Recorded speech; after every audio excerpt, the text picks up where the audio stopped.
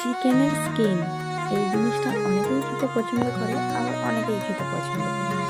তো কারা কারা খেতে পছন্দ করে অবশ্যই আমাকে একটা কমেন্ট করে জানাবেন।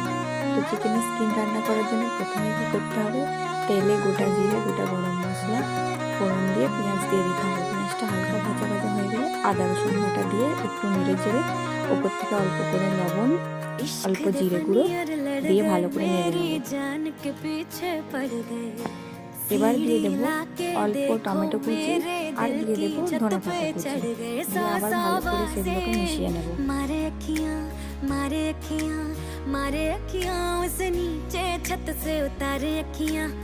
এবার দিয়ে দেবো সামান্য হলুদ গুঁড়ো আর লাল লঙ্কার গুঁড়ো। তো কাশ্মীরি লঙ্কার গুঁড়োটা তোমরা চাইলে দিতেও পারো, আবার নাও দিতে পারো। আমার কাছে ছিল না তাই আমি দিইনি। দিয়ে ভালো করে কষিয়ে নিয়ে দিয়ে দেবো চিকেনের স্কিনটা, ভালো করে ধুয়ে আগে থেকে পরিষ্কার করে রাখা ছিল। তো চিকেনের স্কিনটা দেওয়ার পর ভালো করে নাড়াচাড়া করে